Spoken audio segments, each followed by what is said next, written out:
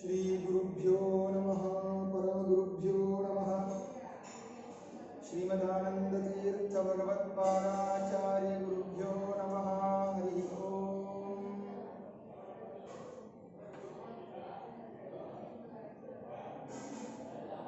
नारायणाय परिपूर्ण गुणार्णवाय विश्वोदयस्थितिलयोन्नियतिप्रदाय ज्ञानप्रदाय विबुधासुरसौख्यदुःखसत्कारणाय नितताय नमो नमस्ते। बुद्धिर्बलं यशोधैर्यं निर्भयत्वं नरोगता अजाड्यं वाक्पटुत्वं च हनुमत्स्मरणात् भवेत्। नौमिन्याय सुधाधिकृते मुनीन् श्रीपादराट्सन्मणीन्यासार्यान् विविधागमाब्धिविहारान् श्रीवादिराजानपि वन्दे हंसवरान् रघुत्तमगुरून् वैदग्ध्यवारां निधीन् श्रीसत्यव्रतराघवेन्द्रमुनिपान् सद्बोधसध्यानपान् सत्याभिज्ञकराब्जोत्थान् पञ्चाशद्वर्षपूजकान् सत्यप्रमोदतीर्थार्यान् नौमिन्याय सुधारतान् बन्धुस्त्वं गुरुरिष्टदैवतमिति त्वत्पादपङ्केर्वहं प्राप्तं मां परिपालयेति सततं याचे निबद्धञ्जलिः। चित्तं मद्गुणदोषचिन्तनविधौ गुणं मणन्मा कृताः श्रीसत्यात्मगुरो त्वदङ्घ्रियुगलं हित्वा न मे सद्गतिः। यामौलिपर्यन्तं गुरूणामाकृतिं स्मरेत् तेन विघ्नाः प्रणश्यन्ति सिद्ध्यन्ति च मनोरथाः। समाश्रयेत् गुरुन् भक्त्या महाविश्वासपूर्वकं निक्षिपेत् सर्वभारांश्च गुरो श्रीपादपङ्कजे। श्रीगुरुभ्यो नमः हरि ओम। ಸುಂದರಕಾಂಡದ ಕೊನೆಯ ಭಾಗದಲ್ಲಿ ಹನುಮಂತ ದೇವರು ತಮ್ಮ ಸಾಮರ್ಥ್ಯವನ್ನು ತೋರಿಸುತ್ತಾ ಸಚಕ್ರವದ್ಭ್ರಮಾಪುರಂ ವಿಧಾಯ ರಾವಣಾತ್ಮಜಂ ಅಪೋಥಯದ್ಧರಾತಲೆ ಕ್ಷಣೇನ ಮಾರುತಿ ತನುಃ. ಆ ರಾವಣನ ಮಗನನ್ನು ಚಕ್ರದಂತೆ ತಿರುಗಿಸಿ, ಚಕ್ರ ಯಾವ ರೀತಿಯಾಗಿ ತಿರುಗುತ್ತೋ ಹಾಗೆ ಕುಲಾಲನಂತೆ ಕುಲಾಲ ಚಕ್ರನನ್ನು ಹೇಗೆ ತಿರುಗಿಸ್ತಾನೋ ಹಾಗೆ ಇವರು ಕೂಡ ಚಕ್ರದಂತೆ ಆ ವ್ಯಕ್ತಿಯನ್ನು ತಿರುಗಿಸಿ ಭೂಮಿಗೆ ಅಪ್ಪಳಿಸಿದ್ದಾರೆ. ಈ ರೀತಿಯಾಗಿ ಅವನನ್ನು ಸಂಹಾರ ಮಾಡಿ ಆಮೇಲೆ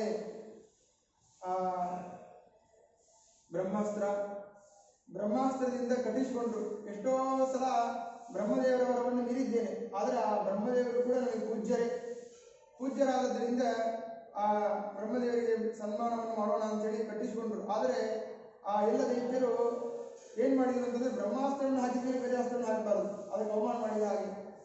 ಆದರೆ ಆ ಬ್ರಹ್ಮಾಸ್ತ್ರ ಕಟ್ಟಿದ ಮೇಲೆ ಏನು ಮಾಡಿದರು ಅಂತಂದರೆ ಬೇರೆ ಹಗ್ಗವನ್ನು ಕಟ್ಟಿದರು. ಆವಾಗ ಬ್ರಹ್ಮಾಸ್ತ್ರ ತಾನು ಹೊರಟೋಯ್ತು. ಯಾಕೆ ಅಂತಂದ್ರೆ ತಾನಿರಬೇಕಾದ್ರೆ ಮತ್ತವರು ಬಂದ್ಬಿಟ್ರೆ ತನಗೆ ಅವಮಾನ ಮಾಡಿದ ಹಾಗೆ ಅಂತೇಳಿ ಆ ಬ್ರಹ್ಮಾಸ್ತ್ರ ತಾನು ಹೊರಟೋಗಿದೆ. ಜಗಾಮ ಚಾಸ್ತ್ರಮಸ್ಯ ತತ್ ಅಂತ ಹೇಳ್ತಾರೆ. ಇದ್ರೂ ಕೂಡ ಹಾಗೆ ಕಟ್ಟಿಸಿಕೊಂಡಿದ್ದಾರೆ. ಯಾಕೆ ಅಂತಂದ್ರೆ ಇವಾಗ ರಾವಣನನ್ನು ನೋಡಬೇಕಾಗಿದೆ. ಆದ್ದರಿಂದ ಇವರೆಲ್ಲ ಕರ್ಕೊಂಡು ಹೋಗ್ತಾರೆ ರಾವಣ ಹತ್ರ ಅಂತೇಳಿ ಕಟ್ಟಿಸಿಕೊಂಡಿದ್ದಾರೆ. ಎಲ್ಲರೂ ಕರ್ಕೊಂಡು ಹೋಗಿದ್ದಾರೆ. ಆವಾಗ ರಾವಣ ಕೇಳ್ತಾನೆ, ಕಪಿ ಕುತೋಸಿ ಕಸ್ಯವಾ ಕಿಮರ್ಥಮೀದೃಶಂ ಕೃತಂ ಇತಿ ಚಾವದತ್ ಪ್ರಣಮ್ಯ ರಾಮಮೀಶ್ವರಂ. ಹೇ ಕಪೆ, ಯಾರು ನೀನು, ಯಾಕೆ ಈ ರೀತಿಯಾಗಿ ಮಾಡ್ತಾ ಇದ್ದಿ ಅಂತ ಈ ರೀತಿಯಾಗಿ ಕೇಳಿದಾಗ ಅವಾಗ ಹನುಮಂತ ದೇವರು ರಾಮಚಂದ್ರ ದೇವರಿಗೆ ನಮಸ್ಕಾರವನ್ನು ಮಾಡಿ ಹೇಳ್ತಾ ಇದ್ದಾರೆ, ನನ್ನನ್ನು ಯಾರಂತ ತಿಳಿದಿದ್ದಿ ಗೊತ್ತಾ, ನಾನು ಇಷ್ಟು ಪೌರುಷದವ ಅಂತ ಹೇಳ್ಕೊಂಡ್ರೇನೋ ಅಂತಂದ್ರೆ ಹಾಗೆ ಹೇಳ್ಕೊಂಡಿಲ್ಲ. ಏನು ಹೇಳಿದರು ಅಂತಂದ್ರೆ, ಅವೈಹಿ ದೂತಮಾಗತಂ ದುರಂತ ವಿಕ್ರಮಸ್ಯ ಮಾಂ ರಘುತ್ತಮಸ್ಯ ಮಾರುತಿಂ ಕುಲಕ್ಷಯೇತ ವಿಶ್ವರಂ. ನಾನು ಯಾರು ಅಂತಂದ್ರೆ ಆ ಪರಾಕ್ರಮಿಯಾಗಿರ್ತಕ್ಕಂತಹ ಅತ್ಯದ್ಭುತವಾದ ಪರಾಕ್ರಮವುಳ್ಳಂತಹ ಅಚಿಂತ್ಯವಾದ ಪರಾಕ್ರಮವುಳ್ಳ ಆ ರಾಮಚಂದ್ರ ದೇವರ ದೂತ ಅಂತ ಈ ರೀತಿಯಾಗಿ ಅವ್ರು ಹೇಳ್ಕೊಂಡಿದ್ದಾರೆ. ಈ ರೀತಿಯಾಗಿ ಹೇಳ್ಕೊಳ್ಬಹುದು, ನಾನು ಜಗದ್ಗುರು ಮತ್ತು ಸರ್ವಜ್ಞ ಶಿಖಾಮಣಿ, ಯಾವ ಗುಣಗಳು ಜಗತ್ತಿನಲ್ಲಿ ಪ್ರಸಿದ್ಧವಾಗಿದೆಯೋ ಆ ಎಲ್ಲ ಗುಣಗಳು ನನ್ನಲ್ಲಿವೆ ಯಾರೇ ಕೈಗಾಲ ಆಡಿಸಿದ್ರು ಕೂಡ ನಾನೇ ಒಳಗೆ ನಿಂತು ಮಾಡಿಸ್ಬೇಕು, ಅಂತಹ ಮುಖ್ಯ ಪ್ರಾಣದೇವರು ನಾನು ಅಂತ ಇದೆಲ್ಲ ಬೇಕಾದಷ್ಟು ಗುಣಗಳು. ಎಲ್ಲ ಗುಣಗಳನ್ನು ಹೇಳಿಕೊಳ್ಳಬಹುದಾಗಿತ್ತು. ಆದರೆ ಅದೆಲ್ಲ ಎಲ್ಲ ಗುಣಗಳನ್ನು ಬಿಟ್ಟು ಅತ್ಯಂತ ಉತ್ತಮವಾದ ಗುಣ ಯಾವುದು ತನ್ನಲ್ಲಿ ಇರ್ತಕ್ಕಂಥದ್ದು ಅಂತಂದ್ರೆ ಆ ರಾಮಚಂದ್ರ ದೇವರ ದೂತ ಅಂತನ್ನೋದು. ಅದನ್ನ ಹೇಳಿದ್ರು, ಅವೈಹಿ ದೂತಮಾಗತಂ ದುರಂತ ವಿಕ್ರಮಸ್ಯ ಮಾಂ. ಹಾಗೆ ನಾವು ಕೂಡ ನಮ್ಮ ನಮ್ಮ ಪರಿಚಯವನ್ನು ನಾವು ಮಾಡಿಸ್ಕೊಳ್ಬೇಕಾದ್ರೆ ನಮಗೆ ಇಷ್ಟು ಸಂಪತ್ತಿದೆ, ಇಷ್ಟು ಇದಿದೆ, ಹಾಗೆಲ್ಲ ನಾವು ನಮ್ಮ ಪರಿಚಯವನ್ನು ಮಾಡಿಸ್ಕೊಳ್ಬಾರದು. ಯಾರು ನೀವು ಅಂತ ಹೇಳಿದ ತಕ್ಷಣ ಈ ಗುರುಗಳ ಶಿಷ್ಯರು ಅಂತ ಈ ರೀತಿಯಾಗಿ ನಮ್ಮ ನಮ್ಮ ಗುರುಗಳ ಶಿಷ್ಯ ಅಂತ ಹೇಳ್ಕೊಳ್ಬೇಕೆ ಹೊತ್ತು ನಮ್ಮ ನಮ್ಮ ಪಾಂಡಿತ್ಯ ಪ್ರದರ್ಶನವನ್ನು ಮಾಡಬಾರದು ಅಂತ ಅನ್ನೋದನ್ನ ಆ ಹನುಮಂತ ದೇವರು ತಿಳಿಸಿಕೊಡ್ತಾ ಇದ್ದಾರೆ. ಅವೈ ದೂತಮಾಗತಂ, ದೂತ ಅಂತ ಸೇವಕ ಅಂತ ಹೇಳ್ಕೊಂಡಿದ್ದಾರೆ. ಸರ್ವಜ್ಞ ಶಿಖಾಮಣಿಗಳೇ ಹಾಗೆ ರೀತಿಯಾಗಿ ಹೇಳಬೇಕಾದ್ರೆ ನಾವು ಈ ರೀತಿಯಾಗಿ ನಮ್ಮ ನಮ್ಮ ಗುರುಗಳ ಶಿಷ್ಯರು ಅಂತ ಈ ರೀತಿಯಾಗಿ ಜಗತ್ತಿನಲ್ಲಿ ಪ್ರಸಿದ್ಧಿಯನ್ನು ಖ್ಯಾತಿಯನ್ನು ಪಡೆಯಬೇಕೆ ಹೊರತು ನಮ್ಮದೇ ಆಗಿರ್ತಕ್ಕಂತಹ ಒಂದು ಪ್ರತ್ಯೇಕತಾ ಅಂತ ಅನ್ನೋದು ನಾವು ನಮ್ಮ ಮನಸ್ಸನ್ನು ಇಟ್ಟುಕೊಳ್ಳೋದ್ರೇನೆ ಆ ವಿನಯವನ್ನು ಪ್ರದರ್ಶನ ಮಾಡಬೇಕು ಅಂತ ಅನ್ನೋದನ್ನ ತಿಳಿಸಿಕೊಡುತ್ತಾರೆ. ಇದರಿಂದ ಏನು ತಿಳಿದು ಬರ್ತದೆ ಅಂತಂದ್ರೆ ವಿನಯ. ಅವರ ಶಿಷ್ಯ ನಾನು ಅಂತಂದ ತಕ್ಷಣ ಆ ಗುರುಗಳ ಸ್ಮರಣೆ ಆಗುತ್ತೆ, ಶಿಷ್ಯರ ಸ್ಮರಣೆ ಆಗುತ್ತೆ. ಆ ರೀತಿಯಾಗಿ ಅವರಲ್ಲಿ ವಿನಯ ಅಂತನೋ ಒಂದು ಗುಣ ಎದ್ದು ಬರುತ್ತೆ. ಈ ರೀತಿಯಾಗಿ ನಮ್ಮ ನಮ್ಮ ಪರಿಚಯವನ್ನು ನಾವು ಮಾಡಿಸಿಕೊಳ್ಳಬೇಕು ಎಂಬುದಾಗಿ ಹನುಮಂತ ದೇವರು ತಿಳಿಸಿಕೊಡುತ್ತಾರೆ. ಇದಾದ್ಮೇಲೆ ಏನಾಗುತ್ತೆ ಅಂತಂದ್ರೆ, ಅಂತಹ ಒಂದು ರಾಮಚಂದ್ರನ ದೂತ ನಾನು, ಆ ದೂತನೇ ಇಷ್ಟು ಕೆಲಸ ಮಾಡಬೇಕಾದ್ರೆ ಇನ್ನು ರಾಮಚಂದ್ರ ಇನ್ನೇನ್ ಮಾಡ್ಲಿಕ್ಕಿಲ್ಲ ಎನ್ನುವ ಕೈಮುತ್ಯನು ತಿಳಿದು ಬರುತ್ತೆ. ಇವನೇ ಇಷ್ಟು ದೂತನೇ ಎಷ್ಟು ಕೆಲಸ ಮಾಡಬೇಕಾದ್ರೆ ಅವನ ರಾಜ ಅವ ಎಷ್ಟು ಪರಾಕ್ರಮಿ ಆಗಲಿಕ್ಕೆ ಸಾಧ್ಯ ಇಲ್ಲ, ಅದನ್ನು ತೋರಿಸಬೇಕಾಗಿದೆ ಅವನಿಗೆ. ಅದರಿಂದ ಅಂತಹ ರಾಮಚಂದ್ರ ದೇವರ ದೂತ ನಾವೊಬ್ಬನೇ ನಿಮ್ಮ ಅಷ್ಟು ಸೈನ್ಯವನ್ನು ಸಂಹಾರ ಮಾಡಿದ್ದೇನೆ, ನಿನ್ನ ಮಗನನ್ನು ಸಂಹಾರ ಮಾಡಿದ್ದೇನೆ. ಈ ರೀತಿಯಾಗಿ ಇರಬೇಕಾದ್ರೆ ನಮ್ಮ ಆ ರಾಜನಾಗಿರತಕ್ಕಂಥ ರಾಮಚಂದ್ರನ ಒಂದು ವಿರೋಧವನ್ನು ನೀನು ಮಾಡಿದೆ ಅಂತಂದ್ರೆ ನಿನ್ನ ಕುಲಕ್ಷಯವೇ ಆಗತ್ತೆ. ನಚೇತ್ ಪ್ರದಾಸ್ಯಸಿ ತ್ವರನ್ ರಘುತ್ತಮ ಪ್ರಿಯಾಂತದ ಸಪುತ್ರ ಮಿತ್ರ ಬಾಂಧವೋ ವಿನಾಶಮಾಶು ಯಾಸ್ಯಸಿ. ನೀನೇನಾದ್ರೂ ಆ ಸೀತಾದೇವಿ ಅದರ ಆಕೃತಿಯಲ್ಲಿ ಇದೆ ಅದನ್ನು ಕೊಡದೆ ಹೋದರೆ ನೀನೇ ಏನಾಗ್ತಿ ಅಂತಂದ್ರೆ ಸಪುತ್ರ ಮಿತ್ರ ಬಾಂಧವ, ನಿನ್ನ ಮಕ್ಕಳು ಇನ್ನೂ ಬೇಕಾದಷ್ಟು ಜನ ಇದ್ದಾರೆ, ಇಂದ್ರಜಿತ್ ಮುಂತಾದವರು, ಆ ಎಲ್ಲ ಮಕ್ಕಳು, ಸ್ನೇಹಿತರು, ಬಂಧು ಬಾಂಧವರು ಎಲ್ಲರಿಂದ ಸಹಿತನಾಗಿ ನೀನು ವಿನಾಶವನ್ನು ಹೊಂದುತ್ತೀ ಎಂಬುದಾಗಿ ಈ ರೀತಿಯಾಗಿ ಹನುಮಂತ ದೇವರು ಹೇಳಿದ್ದಾರೆ. ಅದರಿಂದ ರಾಮಚಂದ್ರ ದೇವರ ವಿರೋಧವನ್ನು ಕಟ್ಟಿಕೊಂಡ್ರೆ ಏನಾಗ್ತದೆ ಅಂತಂದ್ರೆ ನಾವೊಬ್ಬರೇ ಸಾಯೋದಿಲ್ಲ. ಸಪುತ್ರ ಮಿತ್ರ ಬಾಂಧವೋ ವಿನಾಶಮಾಶು ವ್ಯಾಸ್ತಿಸಿ, ಆ ಮಕ್ಕಳು, ಸ್ನೇಹಿತರು, ಬಂಧು ಬಾಂಧವರಿಂದ ಸಹಿತರಾಗಿ ನಾವು ಆ ವಿನಾಶವನ್ನು ಹೊಂದುತ್ತೇವೆ ಎಂಬುದಾಗಿ ನಾವು ತಿಳ್ಕೊಳ್ಳಬೇಕು. ರಾಮಬಾಣ ಧಾರಣೆ ಕ್ಷಮಾ ಸುರೇಶ್ವರ ಅಪಿ. ಮತ್ತು ರಾಮಚಂದ್ರ ದೇವರ ಸಾಮರ್ಥ್ಯ ಏನು ಅಂತಂದ್ರೆ ಆ ರಾಮಚಂದ್ರ ದೇವರ ಬಾಣವನ್ನು ಧಾರಣ ಮಾಡಲಿಕ್ಕೆ ಆ ದೇವತೆಗಳೇ ಎದುರ್ತಾರೆ. ವಿರಿಂಚಿ ಸರ್ವಪೂರ್ವಕ ಬ್ರಹ್ಮ ರುದ್ರಾದಿ ದೇವತೆಗಳೇ ಅದನ್ನ ಧಾರಣ ಮಾಡಲಿಕ್ಕೆ ಶಕ್ತಿ ಇಲ್ಲ, ಸಮರ್ಥರಲ್ಲ. ಅವರು ಬ್ರಹ್ಮದೇವರೇ ಬ್ರಹ್ಮ ರುದ್ರಾದಿ ದೇವತೆಗಳೇ ಈ ರೀತಿಯಾಗಿರ್ಬೇಕಾದ್ರೆ ನೀನೇನು ಅಲ್ಪಸಾರಕ ಅಲ್ಪವೀರ್ಯವುಳ್ಳವನು ನೀನು ಅಂತವ ನೀನು ಆ ಬಾಣದ ಮುಂದೆ ಹೇಗೆ ನಿಲ್ಲಲಿಕ್ಕೆ ಸಾಧ್ಯ? ರಾಮಚಂದ್ರ ದೇವರು ಈ ರೀತಿಯಾಗಿ ಶಿಕ್ಷಣೆ ಮಾಡಬೇಕು, ಶಿಕ್ಷಾ ಕೊಡಬೇಕು ಅಂತ ವಿಚಾರ ಮಾಡಿದರೆ ನೀನು ಅವನ ಮುಂದೆ ಉಳಿಯೋದಿಲ್ಲ ಎಂಬುದಾಗಿ ಆ ರಾಮಚಂದ್ರ ದೇವರ ಒಂದು ಮಹಾತ್ಮ್ಯವನ್ನು ತಿಳಿಸಿಕೊಟ್ಟು ಇತಿ ರಿತೇವ ಧ್ವಜ್ಯತಂ ನ್ಯವಾರಯದ್ ವಿಭೀಷಣಃ ಸಪುಚ್ಛದಾಹ ಕರ್ಮಣಿ ನ್ಯಯೋಜಯನ್ ನಿಶಾಚರಾನ್. ಈ ರೀತಿಯಾಗಿ ಇನ್ನು ಪುಚ್ಛದಾಹ ಕರ್ಮಣಿ, ಬಾಲಕ್ಕೆ ಬೆಂಕಿ ಹಚ್ಚಲಿ ಅಂತಂದ ರಾವಣ. ಕೋತಿಗಳಿಗೆ ಬಾಲ ಅಂದ್ರೆ ಬಹಳ ಪ್ರೀತಿ, ಅದರಿಂದ ಇವರು ಕೋತಿ ಆದ್ರಿಂದ ಬಾಲಕ್ಕೆ ಬೆಂಕಿ ಹಚ್ಚಲಿ ಅಂತ ಆ ಎಲ್ಲ ರಾಕ್ಷಸರಿಗೆ ಆದೇಶವನ್ನು ಮಾಡಿದ್ದಾನೆ. ಆ ರಾವಣ ಎಷ್ಟು ಮಾತಾಡ್ತಾ ಇದ್ದಾನೆ, ರಾಜನ ಮುಂದೆ ನಾನು ನನ್ನ ಪಟ್ಟಣ, ನಾನು ರಾಜ, ನನ್ನ ಮುಂದೆ ಈ ಎಲ್ಲ ವನವನ್ನು ಹಾಳು ಮಾಡಿ ನನ್ನ ಶತ್ರುವಾಗಿರ್ತಕ್ಕಂತಹ ರಾಮನ ಬಗ್ಗೆ ಹೊಳ್ತಾ ಇದ್ದಾನೆ ಅಂತ ಹೇಳಿ ಬಾಲಕ್ಕೆ ಬೆಂಕಿ ಹಚ್ಚಲಿ ಅಂತಂದಾಗ ಆವಾಗ ಅತಾಸ್ಯ ವಸ್ತ್ರ ಸಂಚಯೈಹಿ, ಎಷ್ಟೋ ಬಟ್ಟೆಗಳನ್ನು ಕಟ್ಟಿದರಂತೆ. ಪಿಧಾಯ ಪುಚ್ಛಮಗ್ನಯೇ ದದುರ್ದದಾಹ ನಾಸ್ಯ ತನ್ಮತ್ಸಕೋ ಹುತಾಶನಃ. ಆ ಬಾಲಕ್ಕೆ ಬಟ್ಟೆಯನ್ನು ಕಟ್ಟಿ ಬೆಂಕಿಯನ್ನು ಹಚ್ಚಿದರೆ ಹತ್ತಿಕೊಂಡೇ ಇಲ್ಲ ಬೆಂಕಿ. ಯಾಕೆ ಅಂತಂದ್ರೆ ಮರುತ್ಸಕೋ ಹುತಾಶನಃ, ಆ ಹುತಾಶನ ಅಗ್ನಿ ವಾಯುದೇವರ ಸ್ನೇಹಿತರು ಅರ್ಥಾತ್ ಕೆಳಗಿನವರೇ, ತಾರತಮ್ಯದಲ್ಲಿ ಬಹಳ ಕೆಳಗೆ ವಾಯುದೇವರ ಭಕ್ತರು. ಅಂತಹ ಗುರುಗಳು ಒಂದು ರೀತಿ ಜಗದ್ಗುರುಗಳಾಗಿರ್ತಕ್ಕಂಥವರನ್ನು ನಾವೇನು ಸುಡ್ಲಿಕ್ಕೆ ಹೋಗ್ತೀವ? ಅದೇನು ಸುಡ್ತದೆ? ಅಗ್ನಿಯ ಮುಖ್ಯ ಪ್ರಾಣದೇವರನ್ನು, ಹನುಮಂತ ದೇವರನ್ನು ಸುಟ್ಟಿಲ್ಲ ಅಂತ. ಈ ರೀತಿಯಾಗಿ ಮಮರ್ಷ ಸರ್ವಚೇಷ್ಟಿತಂ ಸ ರಕ್ಷಸಾಂ ನಿರಾಮಯ ಬಲೋದ್ಧತಸ್ಯ ಕೌತುಕಾತ್ ಪ್ರದಗ್ಧಮೇವ ತಾಂಪುರಿ. ಇದು ತನ್ನದೇ ಆಗಿರ್ತಕ್ಕಂತಹ ಸಾಮರ್ಥ್ಯ. ಎಲ್ಲರೂ ಏನು ಹೇಳ್ತಾರೆ, ಬೇರೆ ಬೇರೆ ಗ್ರಂಥಗಳಲ್ಲಿ ಅನೇಕ ತರಹ ಬಾಲಕ್ಕೆ ಬೆಂಕಿ ಹಚ್ಚಿದರು, ಬೆಂಕಿ ಹಚ್ಚಿದ ಬಾಲದಿಂದ ಆ ಲಂಕಾಪುರವನ್ನು ಸುಟ್ಟರು ಅಂತ. ಅಲ್ಲ, ಯಾಕೆ ಅಂತಂದ್ರೆ ಅದು ವಿಶ್ವಕರ್ಮ ಮಾಡಿದ್ದು. ಆ ವಿಶ್ವಕರ್ಮ ಮಾಡಿರ್ತಕ್ಕಂತಹ ಪಟ್ಟಣವನ್ನ ಕೇವಲ ಈ ಬೆಂಕಿಯಿಂದ ಸುಡಲಿಕ್ಕೆ ಸಾಧ್ಯವೇ ಇಲ್ಲ. ಆದ್ದರಿಂದ ಪ್ರತಿಸ್ತು ವಿಶ್ವಕರ್ಮನೋ ಪೆದಶ್ಯ ತಾಸ್ಯ ತೇಜಸ, ತಮ್ಮ ತೇಜಸ್ಸು ತನ್ನದೇ ಆದಂತಹ ಒಂದು ಶಕ್ತಿಯಿಂದ ಆ ಲಂಕಾಪಟ್ಟಣವನ್ನು ಸುಟ್ಟರೆ ಹೊರತು ಆ ಬಾಲಕ್ಕೆ ಹಚ್ಚಿದಂತಹ ಬೆಂಕಿಯಿಂದ ಸುಟ್ಟರು ಅಂತ ಅನ್ನೋದು ಇದು ಹೆಂಗೆ ಹೇಳಲಿಕ್ಕೆ ಸಾಧ್ಯ? ಸರ್ವತಾ ಸಾಧ್ಯ ಇಲ್ಲ ಅಂತ ಹೇಳಿ ಸುವರ್ಣ ರತ್ನ ಕಾರಿತಾಂ ಸ ರಾಕ್ಷಸೋತ್ತಮೈ ಸಹ ಪ್ರದಶ್ಯ ಸರ್ವತಃ ಪುರಿ ಮುದನ್ವಿತೋ ಜಗರ್ಜ. ಆ ಬಂಗಾರ ರತ್ನಗಳಿಂದ ಮಾಡಿರ್ತಕ್ಕಂತಹ ಆ ಲಂಕಾಪಟ್ಟಣವನ್ನು ಸುಟ್ಟು ಏನ್ ಮಾಡ್ತಾರೆ ಅಂತಂದ್ರೆ ಎಲ್ಲವನ್ನು ಸುಟ್ಟು ಗರ್ಜನೆ ಮಾಡ್ತಾರೆ ಜೋರಾಗಿ. ಏನಾದರೂ ನಾವು ಅನ್ಕೊಂಡಿದ್ದು ಸಾಧಿಸ್ಬಿಟ್ರೆ ಜೋರಾಗಿ ಬದರ್ತೇವಲ್ಲ, ಗರ್ಜನೆ ಮಾಡ್ತೇವಲ್ಲ, ಹಾಗೆ ಆ ಲಂಕಾಪಟ್ಟಣ ಬಂದ ಕೆಲಸ ಆಯಿತು, ಎಕ್ಸ್ಟ್ರಾ ಆಯಿತು.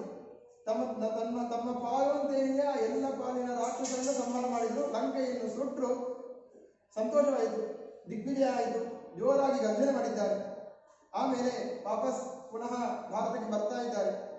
ವಿಲಂಘ್ಯ ಚರ್ಣವಂ ಪುನಃ ಸ್ವಜಾತಿ ಪ್ರಭೂಜಿತಃ ಪ್ರಭಕ್ಷವಾನರೇಶಿತುರ್ಮಧು ಪ್ರಭುಂ ಸಮೇಯಿವಾನ್.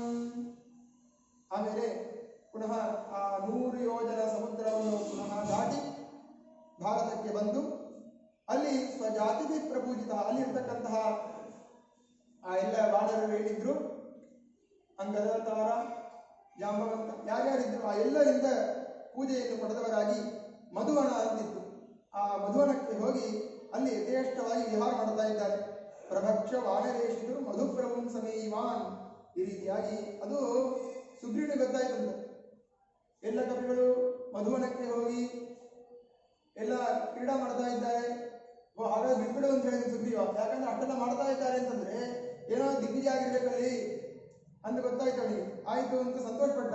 ಆಮೇಲೆ ಹನುಮಂತ ದೇವರು ಆ ರಾಮಚಂದ್ರ ದೇವರು ಇಲ್ಲಿದ್ರು, ಅಲ್ಲಿಗೆ ಬಂದು ಸಾಷ್ಟಾಂಗ ಪ್ರಣಾಮವನ್ನು ಮಾಡಿದರು. ಏನೇ ಕರ್ಮ ಮಾಡಿದ್ರು ಕೂಡ ಅದರ ಸಮರ್ಪಣೆ ಅಂತ ಅನ್ನೋದು ಮಾಡಬೇಕು. ಯಸ್ಮಿನ್ ಸರ್ವಾಣಿ ಕರ್ಮಾಣಿ ಸನ್ಯಸ್ಯಾಧ್ಯಾತ್ಮ ಚೇತಸ ಅಂತ ಹೇಳಿದ ಹಾಗೆ ಮಾಡಬೇಕಾದ್ರೆ ಭಗವಂತ ಮಾಡ್ತಾ ಇದ್ದಾನೆ ಎನ್ನುವ ಅನುಸಂಧಾನ, ಆಮೇಲೆ ಕರ್ಮ ಮುಗಿದ ಮೇಲೆ ಆ ಭಗವಂತನಲ್ಲಿ ಸಮರ್ಪಣೆ. ಇದೆರಡು ಇಲ್ಲದೆ ಹೋದರೆ ಆ ಕರ್ಮ ವ್ಯರ್ಥ, ಫಲಕಾರಿ ಅಂತ ಆಗೋದಿಲ್ಲ.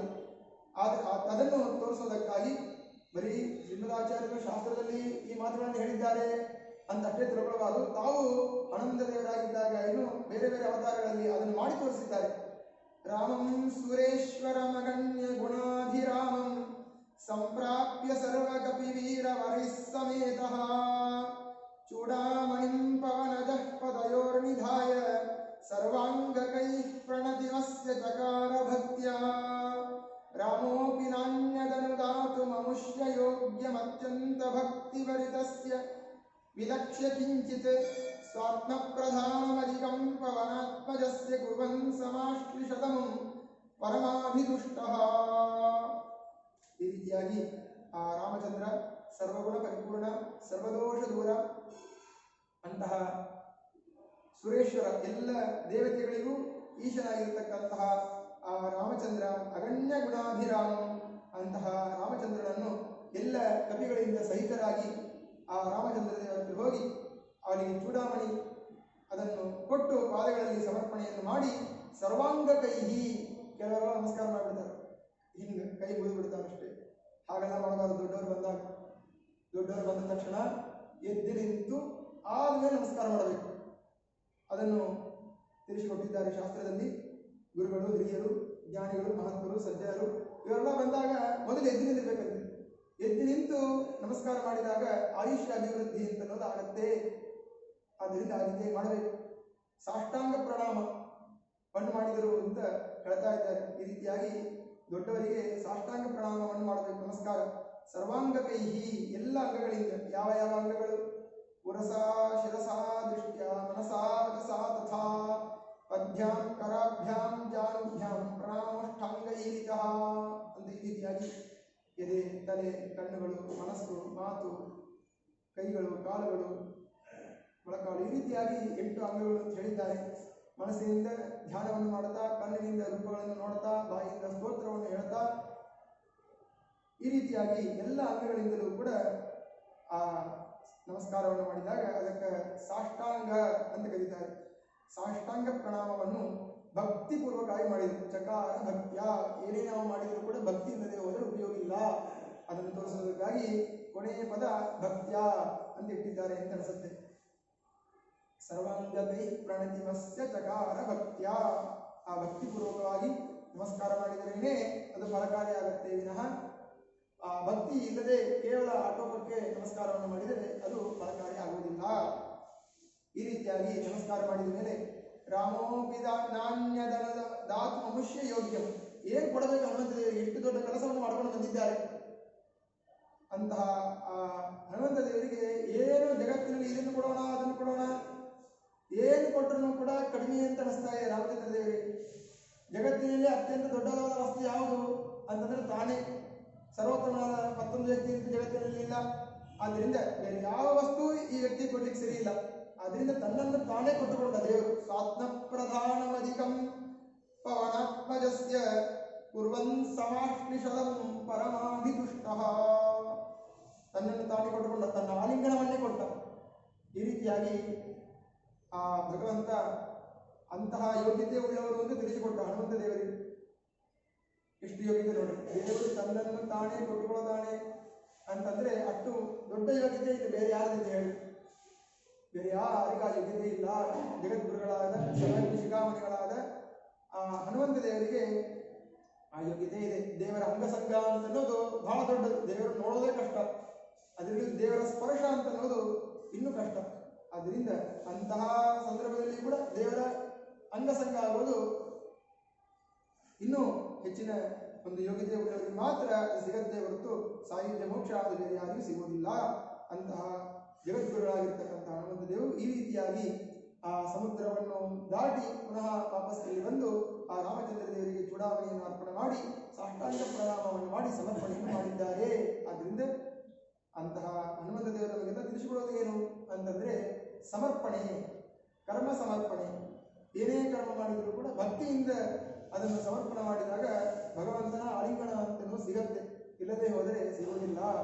ಅದರಿಂದ ಮಹಾತ್ಮ ಜ್ಞಾನಪೂರ್ವಕವಾಗಿ ಆ ಸುದೃಢವಾದಂತಹ ಭಗವಂತನಲ್ಲಿ ಮಾಡುವಂತಹ ಪ್ರೀತಿ ಸ್ನೇಹ, ಆ ಸ್ನೇಹನೇ ಭಕ್ತಿ. ಆ ಭಕ್ತಿಯಿಂದ ನಾವೆಲ್ಲರೂ ಕೂಡ ಆ ಏನೇ ಕರ್ಮ ಮಾಡಿರ್ಬೋದು, ಅದು ಸಂಧ್ಯಾ ವಂದನೆ ಆಗಿರ್ಬೋದು, ಕಾರ್ತೀಕ ಸ್ನಾನವಾಗಿರ್ಬೋದು, ಮಂಗಳಾರತಿ ಆಗಿರ್ಬೋದು, ಪಾಠ ಪ್ರವಚನ ಆಗಿರ್ಬೋದು, ಆ ಪ್ರವಚನ ಕೇಳೋದಾಗಿರ್ಬೋದು, ಏನೇ ಆಗಿರ್ಬೋದು, ಅದನ್ನೆಲ್ಲವನ್ನು ಕೂಡ ಆ ಕರ್ಮ ಮುಗಿದ ತಕ್ಷಣ ಅದನ್ನು ಸಮರ್ಪಣೆ ಮಾಡುವ ಒಂದು ಬುದ್ಧಿ ನಮಗೂ ನಿಮಗೂ ಎಲ್ಲರಿಗೂ ಕೂಡ ಆ ಹನುಮಂತ ದೇವರು ಆ ರಾಮಚಂದ್ರ ಕೊಟ್ಟು ಉದ್ಧಾರ ಮಾಡಲಿ ಎಂಬುದಾಗಿ ಆ ಗುರುಗಳಲ್ಲಿ ಪ್ರಾರ್ಥನೆ ಮಾಡ್ತಾ, ಇವತ್ತು ಸತ್ಯವೀರ ತೀರ್ಥ ಶ್ರೀಪಾದಗಳವರ ಆರಾಧನೆ ಮಹೋತ್ಸವ. ಸತ್ಯ ವೀರತೀರ್ಥರು ಇವರು ಸತ್ಯ ಪರಾಕ್ರಮ ತೀರ್ಥ ಶ್ರೀಪಾದಂಗಳವರ ಶಿಷ್ಯರು. ಸತ್ಪರಾಕ್ರಮ ದುಗ್ಧಾಬ್ಧೇ ಸಂಜಾತ ಕೀರ್ತಿ ಚಂದ್ರಿಕ ಸಂತಾಪಂ ಹರತು ಶ್ರೀಮಾನ್ ಸತ್ಯ ವೀರೇಂದ್ರ ರಂಜಸ ಅಂತ ಅವರ ಚರಮ ಶ್ಲೋಕ. ಅವರ ವೃಂದಾವನ ಇರೋದು ಕೊರಳಹಳ್ಳಿ ಅಂತ ಒಂದು ಊರು. ಆ ಊರಿನಲ್ಲಿ ಅವರ ವೃಂದಾವನ ಇದೆ.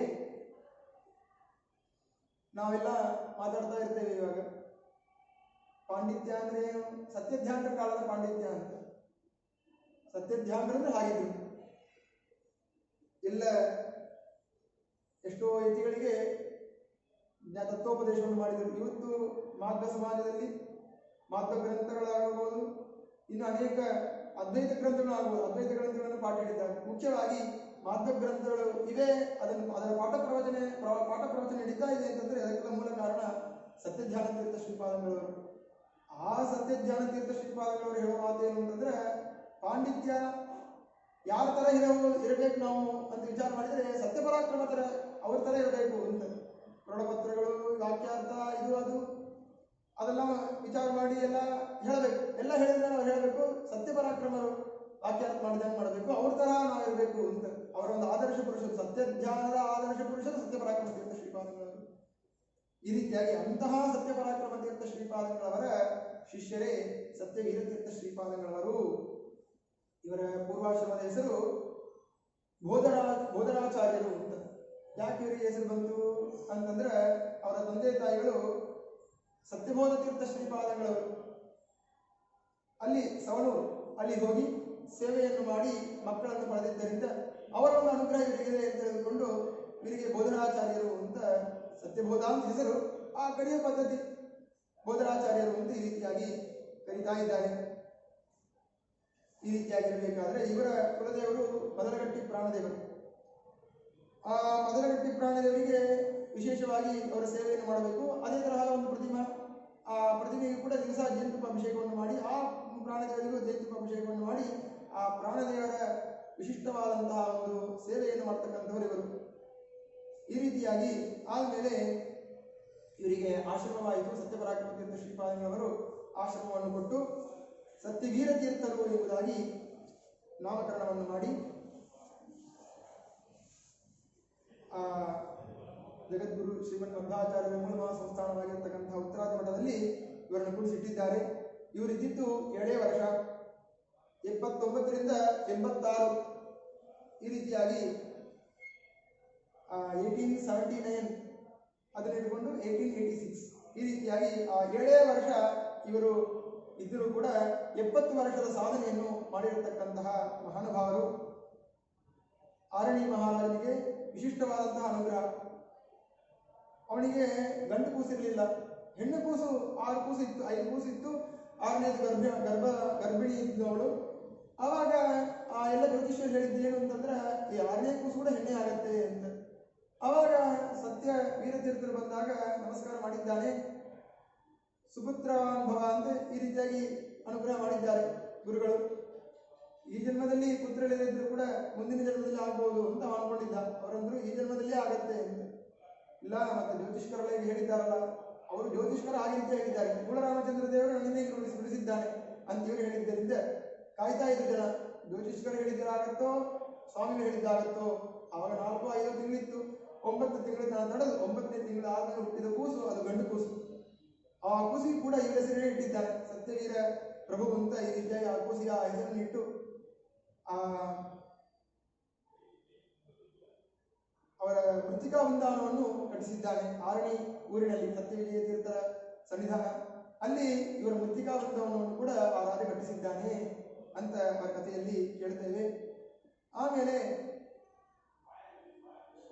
ತ್ರಿಕಾಲಜ್ಞರು ಮುಂದೆ ಏನಾಗತ್ತೆ ಅಂತ ಅನ್ನೋದು ತಿಳಿತಾ ಇತ್ತು. ಸೇತುರಾಮಾಚಾರ್ಯ ಅವರು ಪೂಜಾ ನಡೀಬೇಕಾದ್ರೆ ಮುಂದೆ ಬಂದು ಕೂತಿದ್ರಂತ. ಅವರ ಪಂಡಿತರೆಲ್ಲ ಹಿಂಸರಿ ಅಂತಂದಾಗ ಅವ್ರಿಗೊಂದು ಸರಿಸ್ಬೇಡ್ರಪ್ಪ, ಯಾಕ ಅಂತಂದ್ರೆ ಇವರೇ ಮುಂದೆ ಪೀಠವನ್ನು ಆಳೋರು ಅಂತ ಹೇಳಿದ್ರು ಸ್ವಾಮಿಗಳು. ಅವರೇ ಮುಂದೆ ಸತ್ಯಧ್ಯಾನರಾಗಿ ಸೇತುರಾಮಾಚಾರ್ಯರೇ ಮುಂದೆ ಸತ್ಯಧ್ಯಾನ ಇರ್ತಾರೆ. ಈ ರೀತಿಯಾಗಿ ಮುಂದೆ ಏನಾಗತ್ತೆ ಅಂತ ಅನ್ನೋದು ಅವರ ತಲೆಯಲ್ಲಿತ್ತು. ಮತ್ತು ವಿವಾಹ ಖಂಡನೆ ಅದನ್ನು ಮಾಡಿದ್ದಾರೆ. ಆಮೇಲೆ ಒಂದ್ಸಲ ಏನಾಗಿತ್ತು ಅಂತಂದ್ರೆ, ಚಾತುರ್ಮಾಸ್ಯಕ್ಕೆ ಕೊಡಬೇಕಾದ್ರೆ ಸ್ವಾಮಿಗಳು ಸಪ್ತಮಿ ಬಂದಿದ್ದಾರೆ ಊರಿಗೆ.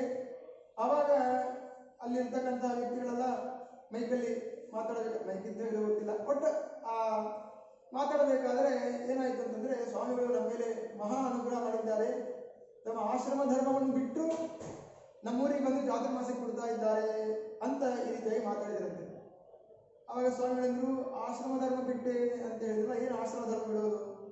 ಇಲ್ಲ, ಶಾಸ್ತ್ರದಲ್ಲಿ ಒಂದು ಮಾತು ಇದೆ, ಪಂಚಮ್ಯಂತ ಶುಭಾವಹ ಅಂತ ಒಂದು ಮಾತು. ಅಂದ್ರೆ ಆ ಚಾತುರ್ಮಾಸಕ್ಕೆ ಕೊಡಬೇಕಾದ್ರೆ ಪಂಚಮಿ ಒಳಗಡೆ ಕೊಡಬೇಕು ಅಂತ. ಪಂಚಮ್ಯಂತಹ ಅಂತ ಶುಭಾವಹ, ಪಂಚಮಿ ಒಳಗೆ ಕೊಡಬೇಕು. ಸ್ವಾಮಿಗಳು ಇದು ಬಂದಿದ್ದೀರಿ ಸಪ್ತಮಿ, ಹಾಗಾಗಿ ಆ ನಿಮ್ಮ ಆಶ್ರಮಧರ್ಮದ ಚ್ಯುತಿ ಅನ್ನೋದು ಬಂತಲ್ಲ, ಇದ್ರೂ ಕೂಡ ಅನುಗ್ರಹ ಮಾಡ್ಲಿಕ್ಕೆ ಬಂದಿದ್ದೀರಿ ಅಂತ ಹೇಳಿದೆ ಅಂತ ಅವರ ಸ್ವಾಮಿ ಹೇಳಿದ್ರು, ತಪ್ಪು ತಿಳ್ಕೊಂಡ್ರಿ ನೀವು. ಪಂಚಮಿಯಂತಹ, ಪಂಚಮಿ ಅಂತ ಅಲ್ಲದು, ಪಂಚ ಮೀ ಅಂತ ಅಂತ ಈ ರೀತಿ ಪದಚ್ಛೇದ ಮಾಡಬೇಕು, ಪದ ವಿಭಾಗವನ್ನು ಮಾಡಬೇಕು ಅಂತ ಹೇಳಿ. ಏನಿದರ ಅರ್ಥ ಅಂತಂದ್ರೆ, ಮೀ ಅಂತ ಏನೋ ಅಕ್ಷರ ಅಂತವಾಗಿ ಉಳ್ಳಂಥದ್ದು ಯಾವುದು? 5 ಅಂದ್ರೆ ಪಂಚಮಿ, ಸಪ್ತಮಿ, ಅಷ್ಟಮಿ, ನವಮಿ, ದಶಮಿ. ಈ ರೀತಿಯಾಗಿ ಆ 5 ತಿಥಿಗಳು ಅದರಲ್ಲಿ ಕೊಡಬೇಕು ಅಂತ ಇದೆ. ನಾನು ಪಂಚಮಿ ಸಪ್ತಮಿ ಬಂದಿದ್ದೇನೆ, ಸಪ್ತಮಿ ಕೊಡೋದಿಲ್ಲ, ಅಷ್ಟಮಿ ಕೊಡೋದಿಲ್ಲ, ನವಮಿ ಕೊಡೋದಿಲ್ಲ, ದಶಮಿನೇ ನಾನು ಕೊಡೋದು ಚಾತುರ್ಮಾಸ್ಯಕ್ಕೆ ಅಂಥೇಳಿ ಆ ದಶಮಿ ಅವತ್ತು ಆ ಚಾತುರ್ಮಾಸ್ಯಕ್ಕೆ ಕೊಟ್ಟಿದ್ದಾರೆ. ಈ ರೀತಿಯಾಗಿ ಪಂಚಮ್ಯಂತ ಶುಭಾವಹ ಇತ್ಯಾದಿ ವಾಕ್ಯಗಳಿಗೆ ಈ ರೀತಿಯಾದಂತಹ ಅರ್ಥ ಇದೆ ಎಂದು ತೋರಿಸಿಕೊಟ್ಟವರು ಮಹಾನುಭಾವರಾಗಿರ್ತಕ್ಕಂಥ ಸತ್ಯವೀರತೀರ್ಥ ಶ್ರೀಪಾದಂಗಳವರು. ಈ ರೀತಿಯ ಅವರಿಂದ ಎಲ್ಲ ಬೇರೆ ಬೇರೆ ಸ್ಥಳದಲ್ಲಿ ಕೂಡ ಈ ರೀತಿಯಾಗಿ ದಶಮಿಯೇ ಕೊಡುವ ಪದ್ಧತಿ ಇವಾಗಲೂ ನಡೆದು ಬರ್ತಾ ಇದೆ. ಇನ್ನು ಮಠದಲ್ಲಿ ರಾಯಸ ಪತ್ರ ಅಂತ ಬರುತ್ತೆ. ಏನೇ ಮಹಾಸಮಾರಾಧನೆ ಆಗಿರ್ಬೋದು ಅಥವಾ ಇನ್ನೇನಾದರೂ ಕಾರ್ಯಕ್ರಮ ಆಗಿರ್ಬೋದು, ಮಠದಿಂದ ರಾಯಸ ಪತ್ರ ಅಂತ ಬರುತ್ತೆ. ಆ ರಾಯಸ ಪತ್ರದಲ್ಲಿ ಯಾವ ಸ್ವಾಮಿಗಳಿದ್ದಾರೋ ಆ ಸ್ವಾಮಿಗಳ ಒಂದು ಮುದ್ರಿಕೆ ಇರೋದು ಪದ್ಧತಿ. ಸತ್ಯ ಪರಾಕ್ರಮ ಇದ್ದಾಗ ಸತ್ಯ ಪರಾಕ್ರಮ ತೀರ್ಥ ಗುರುರಾಜ ವಿಜಯತೆ ಸ್ಟಾಂಪ್ ಹಾಕ್ತಿದ್ರು ಮುದ್ರಿಕೆ.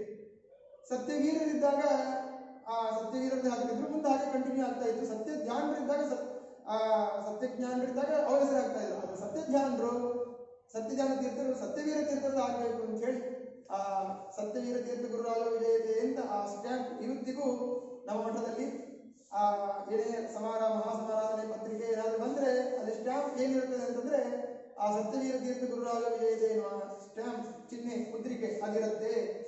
ಅಂತಹ ಒಂದು ಅವರ ಹೆಸರಿದೆ ಅಂತಂದ್ರೆ ಆ ಸತ್ಯಜ್ಞಾನರು ಅಂದ್ರೆ ಹುಲಿಯವರು, ಅಂತಹ ವೇದಾಂತ ಸಿಂಹ ಅವರು. ಅಂಥವರು ಕೂಡ ಇವರಿಗೆ ಮರ್ಯಾದೆ ಕೊಡ್ತಾರೆ, ಅವರ ಒಂದು ಹೆಸರಿರಬೇಕು ಅಂತ ವಿಚಾರ ಮಾಡ್ತಾರೆ ಅಂತಂದ್ರೆ ಅವರ ವ್ಯಕ್ತಿತ್ವವನ್ನು ನಾವೇನು 2 ಮಾತುಗಳಲ್ಲಿ ಹೇಳಲಿಕ್ಕೆ ಸಾಧ್ಯ? ಸರ್ವತಾ ಸಾಧ್ಯ ಇಲ್ಲ. ಅಂತಹ ಮಹಾನುಭಾವರ ಆರಾಧನೆ, ಅಂತಹ ಸತ್ಯವೀರ ತೀರ್ಥ ಶ್ರೀಪಾದಗಳವರು ನಮಗೂ ಎಲ್ಲರಿಗೂ ಕೂಡ ಜ್ಞಾನಭಕ್ತಿ ವೈರಾಗ್ಯವನ್ನು ಕೊಡಬೇಕು. ಇದು ಒಂದು. ಎರಡನೇದು ವಿಜಯದಾಸರು, ಅವರ ಆರಾಧನೆಯು ಇವತ್ತಿದೆ. 1-2 ವಿಜಯದಾಸರ ಮಹಿಮೆ, ಅನೇಕ ಮಹಿಮೆಗಳು. ದಾಸಪ್ಪ ಅಂತ ಅವರ ಹೆಸರು. ಅವರು ಬಡತನ ಅಂದ್ರಷ್ಟು ಊಟಕ್ಕೂ ಗತಿ ಇಲ್ಲ. 2 ದಿವಸ ನಡೆದು ಹೋಗಿ ತಮ್ಮ ಸೋದರ ಮಾವನ ಮನೆಯಲ್ಲಿ ಏನೋ ಒಂದು ಕಾರ್ಯಕ್ರಮ, ಆ ಕಾರ್ಯಕ್ರಮಕ್ಕೆ ಹೋದಾಗ ಗಂಧ ತೆಯಿ ಅಂತ ಅವರು ಕಳಿಸಿಬಿಟ್ರು. ಅವರು ಗಂಧ ತೆಗಿತಾ ಇದ್ದಾರೆ. 1ನೇ ಪಂಚಾಯತ್, 2ನೇ ಪಂಚಾಯತ್, 3ನೇ ಪಂಚಾಯತ್, 4ನೇ ಪಂಚಾಯತ್, ಏನಿಲ್ಲೇ ಇಲ್ಲ. ಸುಸ್ತಾಗಿ ಅಲ್ಲೇ ಹೊರಟು ಬಿಟ್ಟಿದ್ದಾರೆ. ಆದ್ಮೇಲೆ ಎಬ್ಬಿಸಿದ್ರು, ಹೊರಗೆ ಹಾಕಿಬಿಟ್ಟಿದ್ರು ಅವರು. ಆಮೇಲೆ ಹಾಗೆ ಹೋಗ್ತಾ ಇರಬೇಕಾದ್ರೆ ಆವಾಗ ಚಾಗಿ ಕೇಶವರಾಯರು ಒಂದು ಧನುರ್ಮಾಸ ಪ್ರಾರಂಭ, ಧನುರ್ಮಾಸ ಪೂಜೆಯನ್ನು ಮಾಡಿ ಯಾರು ಬ್ರಾಹ್ಮಣರು ಬರ್ತಾರ ಅವ್ರಿಗೆ ಊಟಕ್ಕಾಗಿ ನಾವು ಊಟ ಕೊಡೋಣ ಅಂತ ಕಾಯ್ತಾ ಇದ್ದಾರೆ. ಆವಾಗನೇ ಇವರು ಬಂದಿದ್ದಾರೆ. ಬಂದಾಗ ಇವರಿಗೆ ಊಟಕ್ಕೆ ಹಾಕಿ ಅನ್ನಕ್ಕೆ ಮಾಡಿ ಊಟವನ್ನು ಮಾಡಿ ಈ ರೀತಿಯಾಗಿ ಆಮೇಲೆ ವ್ಯಾಸಕಾಶಿಯಲ್ಲಿ ವಿಜಯ ಎನ್ನುವ ಅಂಕಿತವನ್ನು ಭಗವಂತನಿಂದ ಪಡೆದು ಅವರು ಮುಂದೆ ಬೇಕಾದಷ್ಟು ಹಾಡುಗಳನ್ನು ಮಾಡಿದ್ದಾರೆ. ನಿನ್ನ ಒಳಮೆಯಿಂದ ನಿಖಿಲ ಜನರು ಬಂದು ಮನ್ನಿಸುವರೋ ಮಹಾರಾಯ ಅಂತ ಕೇಳ್ತೇವಲ್ಲ. ಸಂಜೆ ತನಕ ಇದ್ದು ಸಂಜೆ ಇದ್ರೂ ಕೂಡ 4 ಗಂಜಿ ಕೂಡ ನಂಗೆ ಕಾಣಲಿಲ್ಲ. ನಿನ್ನ ಒಳಮೆ, ನಿನ್ನ ಒಂದು ಅನುಗ್ರಹ ಇತ್ತು ಅಂತಂದ್ರೆ ಎಲ್ಲ ಜನರು ನನ್ನ ಹಿಂದೆ ಬರ್ತಾರೆ. ವಿಜಯದಾಸರು ಬಂದ್ರು ಅಂತಂದ್ರೆ ಅವ್ರ ಹಿಂದೆ 100 ಜನ ಆ ದಾಸರಾದ್ಮೇಲೆ. ಮುಂಚೆ ಊಟಕ್ಕೆ ಹಾಕ್ಲಿಕ್ಕೂ ಊಟ ಮಾಡ್ಲಿಕ್ಕೂ ಗತಿ ಇರಲಿಲ್ಲ.